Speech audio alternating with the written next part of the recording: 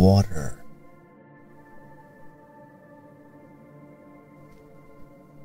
I've always had a terrible fear of being submerged completely in water.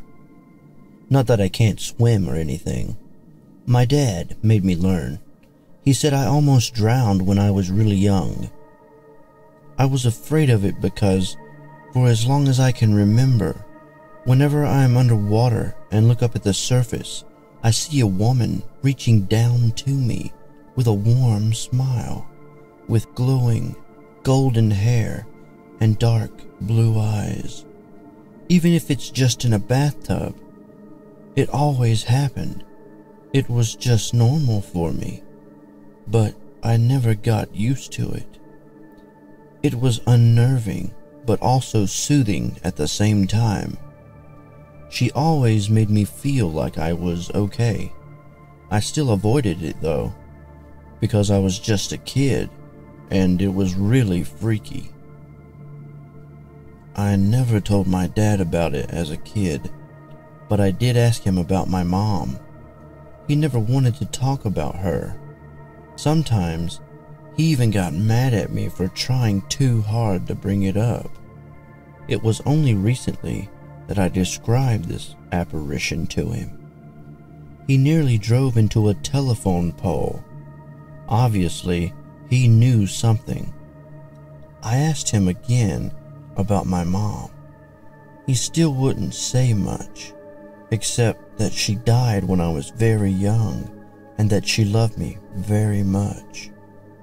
He also admitted that her hair and eyes were those colors, just like mine.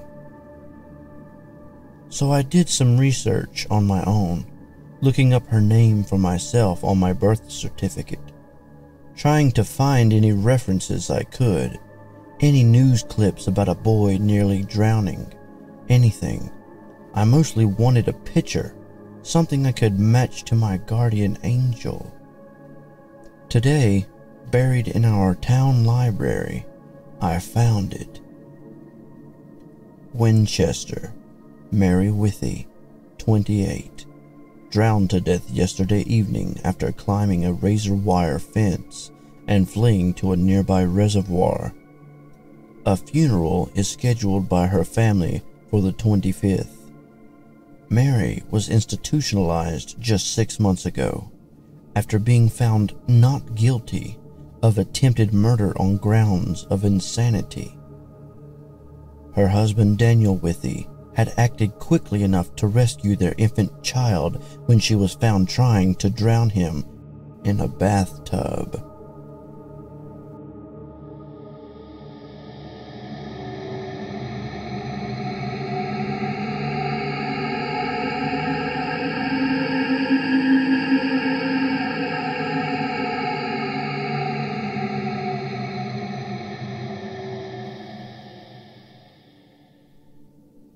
The Bad Dream. Daddy, I had a bad dream. You blink your eyes and pull up on your elbows. Your clock glows red in the darkness. It's 3:23. Do you want to climb into bed and tell me about it? No, Daddy. The oddness of the situation wakes you up more fully. You can barely make out your daughter's pale form in the darkness of your room. Why not, sweetie? Because in my dream, when I told you about the dream, the thing wearing Mommy's skin sat up. For a moment, you feel paralyzed. You can't take your eyes off of your daughter. The covers behind you begin to shift.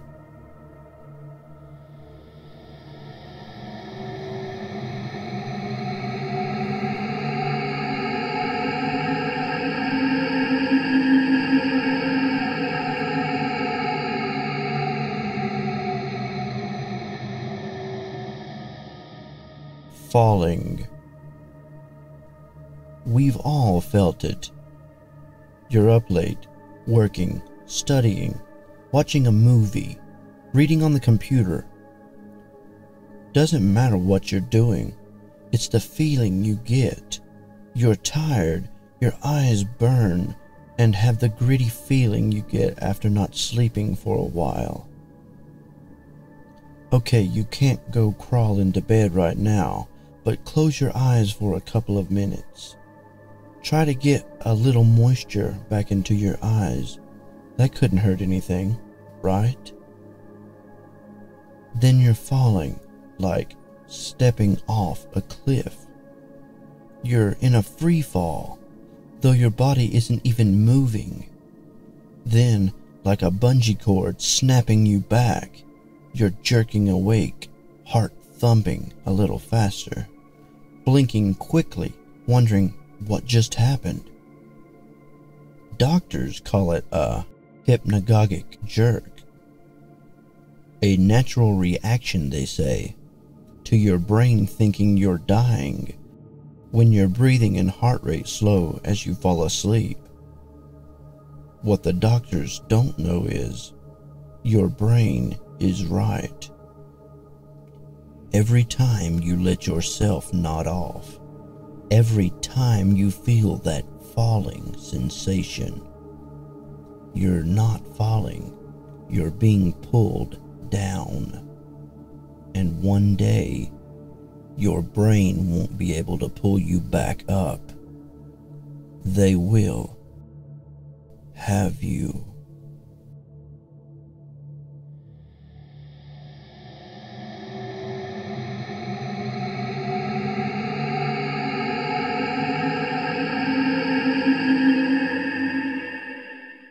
Hello, listener. If you've made it this far, why not follow me on Twitter at CreepyPastaEd?